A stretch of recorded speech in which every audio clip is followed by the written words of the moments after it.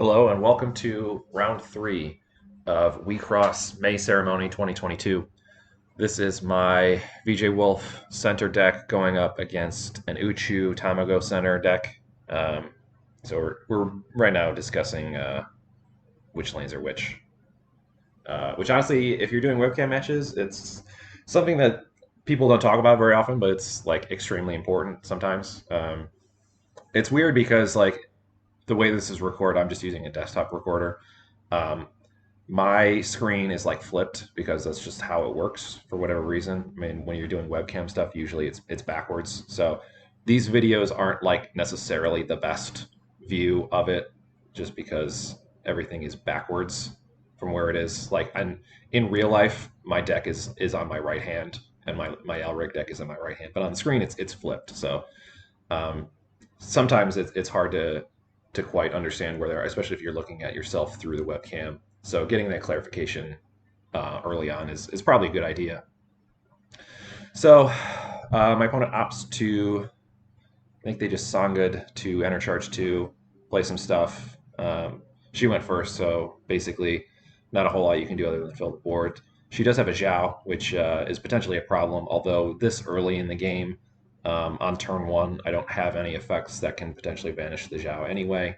The only way I can do it with a level 1 is with a Parajulus, and I don't have any enter or any way to enter charge on turn 1, so that's not the end of the world. I can always vanish it away with Love It if I feel like I need to.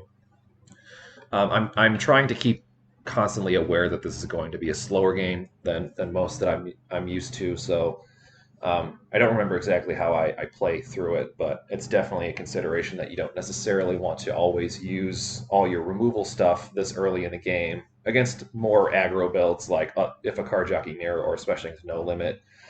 It's pretty common for me to Love It on turn 1 just automatically, just to clear that lane and get the extra damage and do that. So I will say I do appreciate going second in this matchup just to give me that first extra attack of damage worth in there.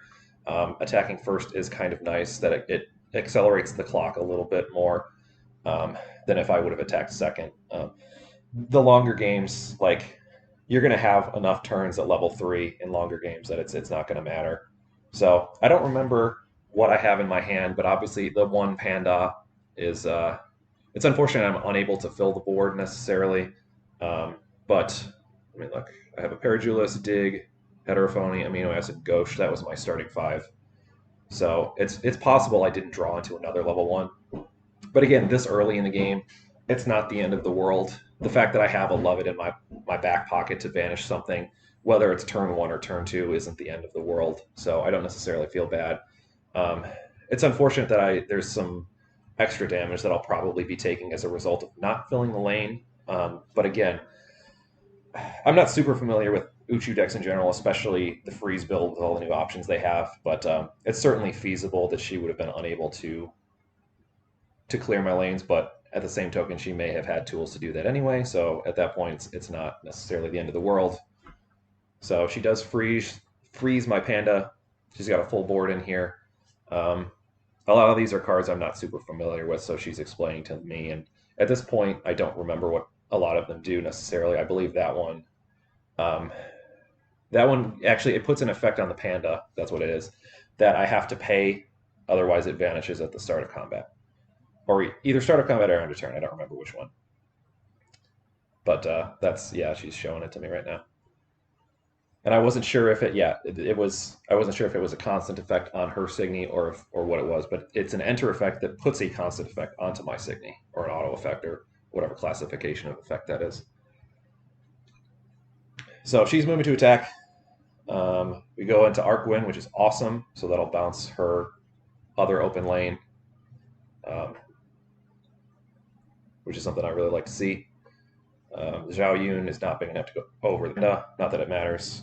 She flips into a servant, which is a little unfortunate that I didn't have anything to pull back, but it's the fact that I had the arc win there is kind of makes up for it a little bit. So go into my turn 2, deciding what to enter charge here. Oh, I had to discard something. That was another thing too, is when I have a frozen Signy that gets vanished, I have to discard a card from my hand. So I discarded the Eternal Influence. So now I'm starting my turn.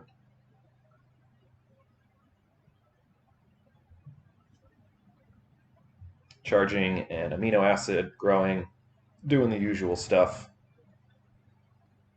Now I'm in a situation where I potentially will go into Love It. I decided to go into Lion first, just to give, basically, if you're going to do it, you should definitely do it as like the first thing on your turn. Because that way, if you can kind of plan out if you plan your turn and then do it, your plans may change, or especially if you start playing Signy, then you may draw a Signy that you would rather have played first. So with Lion, I have to reveal a green and then a white or red. So I get the Parajulis, which is nice getting the one. I get the Lancelot. Unfortunately, with the Zhao that is still there, both of those will be stuffed by the Shadow Signy ability that it has. I still do have the Love It option if I wanted to get that lane open. So it's just a matter of the best way to kind of spend my resources. I feel like Lancelot's probably a no-brainer. Although I don't remember how big her Signy is right now. Looks like it's small enough. Or no, is it? Yeah, okay. I thought it was 8K for some reason, which would have dodged the Lancelot, but it is not. Oh, no, it is. Yeah, we had to backtrack a little bit because her Signy was 8K, so the Lancelot wouldn't do it.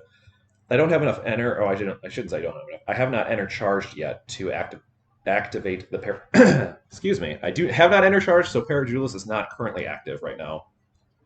I don't think I have a Heterophony in my hand either. I feel like if I had one, I probably would have used it to do that. So it's basically a matter of which lane do I want to clear with the Love It. I would say it's probably a foregone conclusion that I'm going to do it here, just because it gives me options to grow into Love It level 2 if I need to. I do opt to banish her 8K. Lancelot, which is unfortunately can't do anything because the Xiao Yun has Xiao, and there's the Parajulis. So a little bit of wasted abilities, but honestly, against an Uchu deck in general, I feel like those are less important cards. Parajulis is probably a little better because the threshold is higher. Like there's 8Ks that I will be able to hit. Lancelot is probably less impactful. So she's got a life burst that will down and freeze one of my Signy. So of course she chooses the Parajulis in the open lane. So again, slowing everything down a little bit. I decided to keep Lancelot. I don't want to banish and give her more enter. I believe she hits it again, if I remember right, to freeze and down my Lancelot. Yep. So we're getting there. I knew this was going to be a long, grindy game. I mean, Uchu in general tends to lend itself to doing that. So the fact that I've gotten 3 of her life cloth is like okay so far. I know that when I future code, that's another 2 damage that I can threaten. The punchline obviously is 3 theoretical damage as well. And then it's just a matter of figuring out how to get the extra lanes. I can use Love It Crossfade if I need to crush cloth. Having that, I can't tell you how comforting it is knowing that Love It Crossfade can act as damage, basically at any time I need it to, with all the extra enter that I gain. So, plus, it opens a lane. So actually, in a way, it's like 2 damage. It opens a lane and crushes a cloth. So I have the tools available to kind of get my way there. She's got the new waffle cone, which does free stuff. I can't remember off the top of my head, and I know she's explaining it to me right now. I'm watching with the sound off if you haven't watched my videos before, just to prevent distractions from commentary and stuff like that. So she has frozen my board. A little unfortunate, but it's fine. It's not the end of the world. We're backtracking a little bit.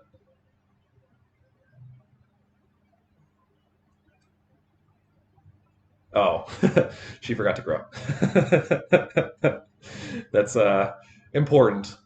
So I figured it's fine. I mean, everyone makes mistakes. It's not the end of the world, and didn't necessarily do anything. I mean, I probably could have called the judge, but I'm just not that kind of person, So now the waffle cone comes in. Everything's frozen. Got another Zhao, and I don't recognize what that other Signy is.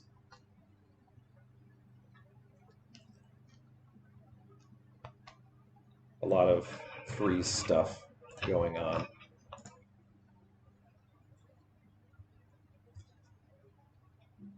So she goes for the Hanpanai Destruction. I believe that's what that is. It's hard to tell because it's. Or no, it's not. It's a Great Reversal. I'm sorry. So she's going to clear my board basically.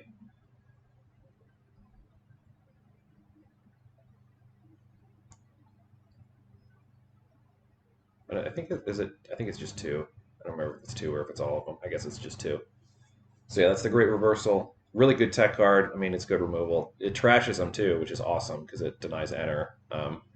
This build in particular, obviously, Wolf doesn't care as much about enter, but yeah. So the waffle cone trigger, basically, I think it's whenever a frozen Signy leaves the field, something like that, she can tuck cards underneath her, and then on her attack step, she can either enter charge or draw one of those cards. It's a really cool card. I feel bad for not knowing what the exact text is, but if you're doing a freeze build, I mean, it's pretty much a mandatory card. It's very powerful and it does a lot of really good things for you. So yeah, she's moving to attack, so she will enter charge one of the cards underneath it.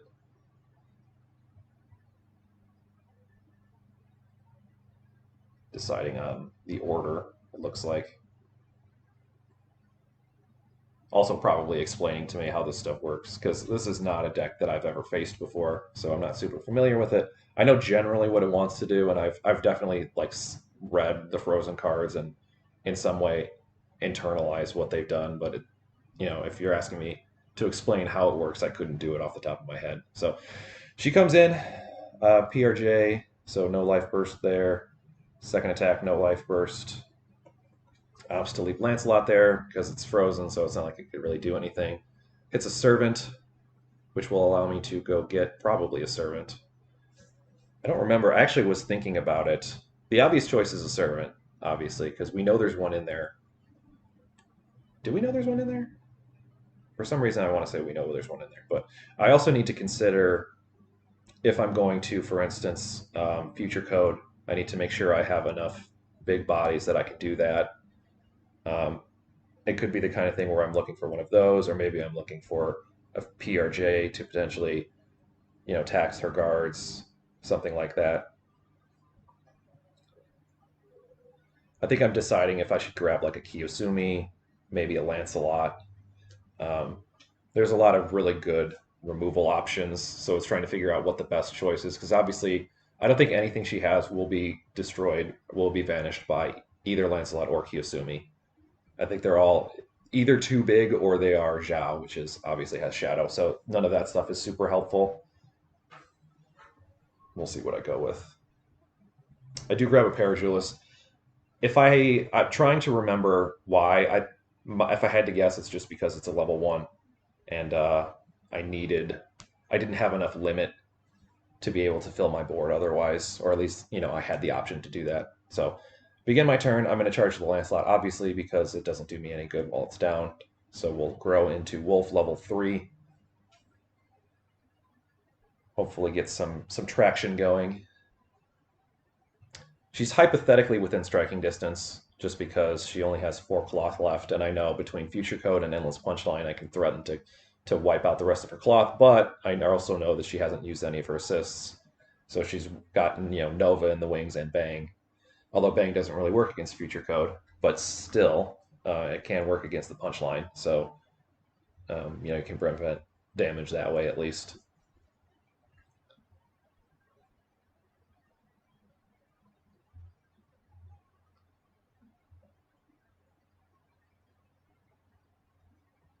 Weighing my options here.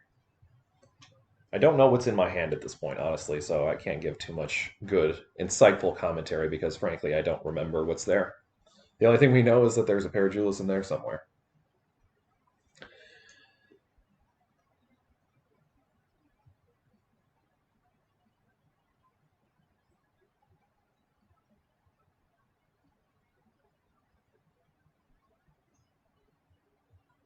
I feel like my hand right now is reasonably sized considering I'm playing Uchu. She hasn't hit me with the Hanpanai yet just because I know I wasn't level 3. The fact that I went second in this matchup is another good reason to go second because potentially dodging the Hanpanai, which could discard all the cards in your hand, and then really force you to kind of play catch up. So I go for the PRJ. I do opt to pay for it. I think I'm just looking for something good to do. The only cards that will find from a Signy perspective are the one Arcwin or one of the other PRJs. I can find some spells, but I fail to find on anything. But there's so much enter in this deck that it's not the end of the world if I don't find anything. So again, Parajulis will not really be effective right now, just because her Signy are either too big or they're Zhao. But I do have a removal spell to get rid of the Zhao to at least open a lane. So it's the nice part about Eternal Influence is that you can still get around Shadow that way. So I go to my attack step. Her Waffle Cone will trigger and give her another enter. So it's another reason why the Waffle Cone is so good, because it continues to have effects. So I do vanish it. Also, I want to get my PRJ downed. Swing under with Parajulis, just to, again, prevent any upped Signy shenanigans. Panda goes in, Wolf goes in. She hits, I think that's going to freeze something, or maybe draw her cards.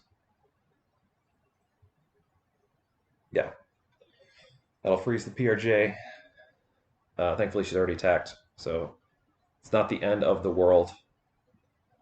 It may look a little confusing as to why I did not future code, but if I remember right, like now that I'm watching this back, I'm pretty sure that PRJ was the only Signy I had that would have hit the threshold. I mean, judging by the fact that I have a Panda, I have a Parajulis, I had a spell in my hand. My last card is probably a Servant. Oh, it was Lancelot. So yeah, if I would have future coded, I would have only gotten the one damage in from the PRJ. So it felt like I mean, this deck generates a lot of enter, so having enter sinks is not the end of the world, but paying 4 to do 1 extra damage felt like probably the wrong decision. So I opted to not do that. As I mentioned in the deck tech video, this deck really wants to future code on 3, but with the amino acids waiting in the wings, it's still possible for me to hit that future code later on if I need to. It's obviously going to be hard now because I have no cards in hand, but it's still hypothetically possible at least. Maybe if I can draw into a good deck or something like that. So more freezing shenanigans. Panda's frozen. I don't recognize the Signy that she just played. That's another freeze stuff. It's pretty safe to assume that like all her Signy are freeze things and either freeze them or cause you to pay things to keep them, from vanishing or stuff like that. So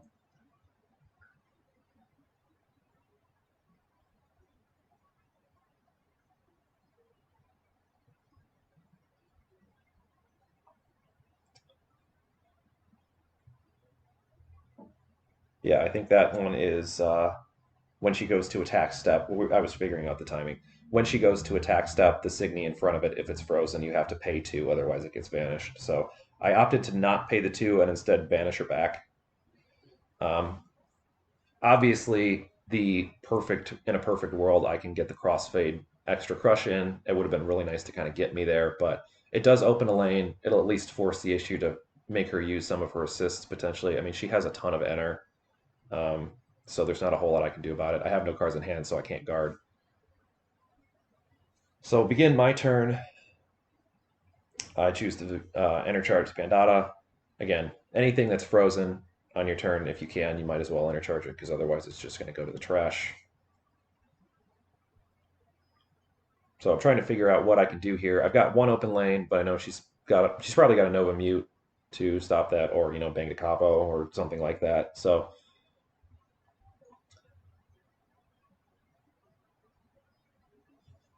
I go for Kiyosumi here.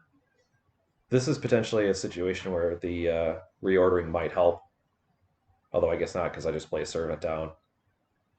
The reasoning there is just because, I mean, it's inevitable. I think that she's going to Hanpanai on her turn, so having the Servant in hand is going to be useless if she's going to make me discard it anyway. So down Wolf to enter charge 2. We have the full 5 to at least prevent 2 damage with the MC line disrespect, because it's also pretty safe to assume that she doesn't run I guess she couldn't run the go to the top because she doesn't have the colors for it. So I know it. I'm reasonably safe because I can stop 2 damage in with Lion.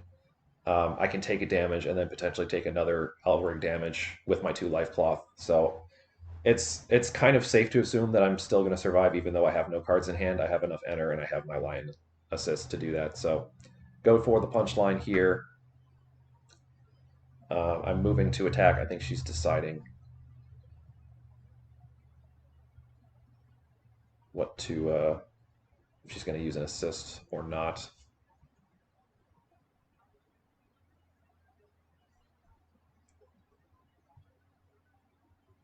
Yeah, there's the Nova Mute.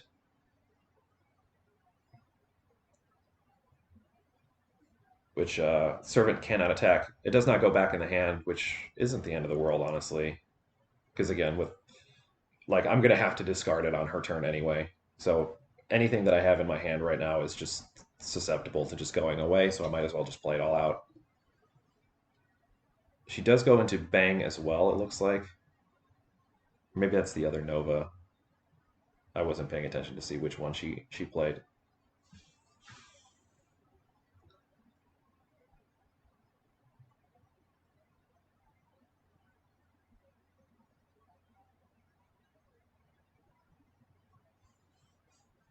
Doing some kind of clarification here. I think she's trying to get sizes or something, or maybe she's freezing. Oh no, she's vanishing it. Is that a Nova?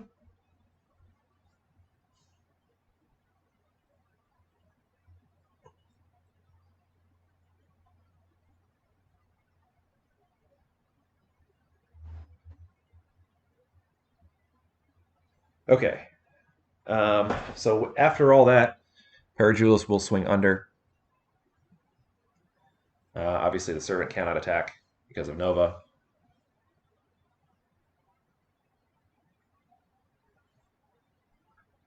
Oh, her Signy was small enough. I'm sorry, I did not realize that. She goes into random drain. I have no cards in hand. So thankfully, Parajulis was able to do what Parajulis does. Um, so now we go for the punchline.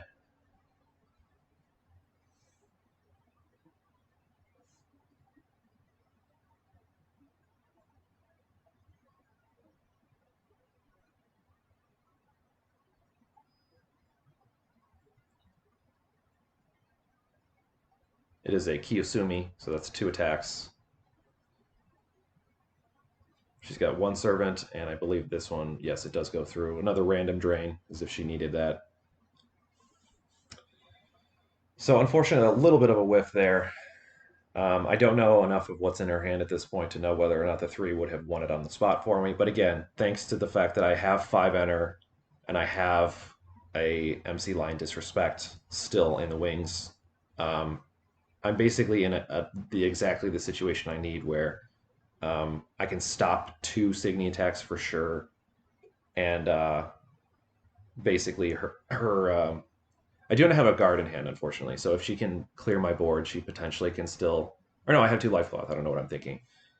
Yeah. So with the of the 4 possible damage, I know I can stop 2 of it, which will basically leave me at 0 life cloth in a worst case scenario. So she is bouncing those back to my hand. Oh no, they're getting trashed. Yeah, that's what I was.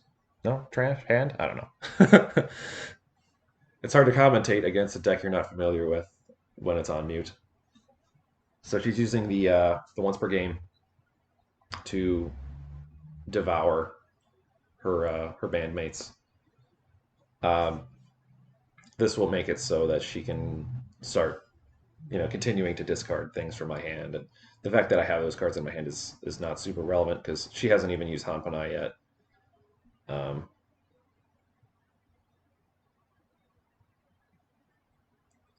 Somehow that was getting discarded. I think that was an attack phase thing. So to no one's surprise, I'm going to go ahead and go into Disrespect. If you have not used or played against MC Line Disrespect, it is a disgusting card. Especially in this deck that generates so much enter. for 5 enter to stop 2 attacks. Because it also leaves them standing too, which is in this particular build I don't have a whole lot of up Signy removal. It's just Arcwin, I believe, is the only one that cares about upped Signy.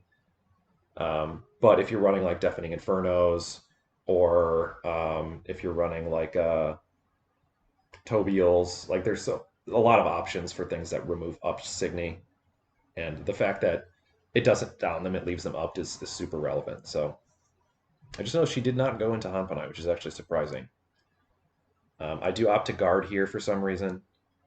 I'm not 100% sure why I did that, because that was her Elrig attack.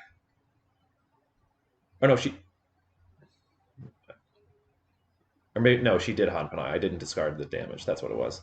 Getting ahead of myself here. Yeah, so she Hanpanai to discard my servant, which again, any cards I had in hand would be irrelevant. Then she drew 2 of her own, and then the damage came in. So there, we got it. It was a weird roundabout way, but we figured it out. So I've got 2 cards in my hand.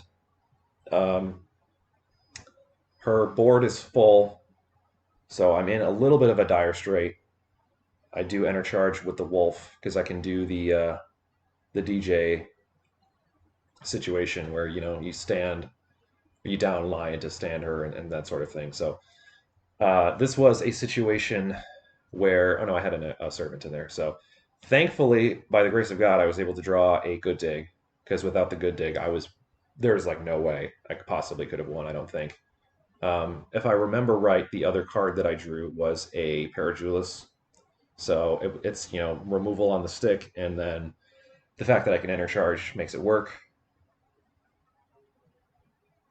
No, actually, I would not have, because then it wouldn't have mattered. I'm pretty sure I did not draw it, but I'm pretty sure I grabbed one if off of the good dig. I don't remember what my other card was. It could have been the other Eternal Influence.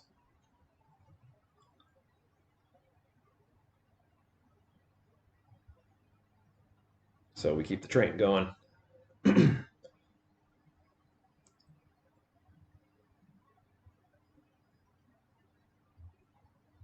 Got 4 enter, which is also, again, technically enough to future code, but that would require amino acid and something else big, which I'm pretty sure I don't have. But there's Kiyosumi, so that's a nice wall. I opt to rearrange here just because I can Parajulis with basically the smallest amount of removal time. I have a Gauche. Again, no amino acid, so I cannot future code here, but I have enter charged. I have the Parajulis, so I can attack with the Parajulis, trigger, vanish the Signy, and then the damage will go in for lethal. So this one was a grindy, tough one. I was glad I was able to pull it out. The good dig at the very end was extremely fortunate that I pulled that, because otherwise I would have been in some bad shape. Although with that being said, getting up Parajulis at all would have done it for me. Or if I had gotten, I still had options to future code as well with amino acid and potentially something else. So I had definitely more outs than that, but that was probably the cleanest and simplest way to get it. So good to see it. I was able to work my way out of this jam and move on. I'll be 2-1 at this point and keep moving ahead. So I only have one more match recorded, unfortunately. At this point in the day, I don't know what happened to the software, that it just kind of stopped working. Like I had it open and it was open, and then I clicked record and it said we cannot record right now. Please try later. So unfortunately, I missed a lot of the exciting end of the tournament matches. I do have one more coming. It will be against a Lion Center card jockey, so look for that in the future. And as always, thanks for watching.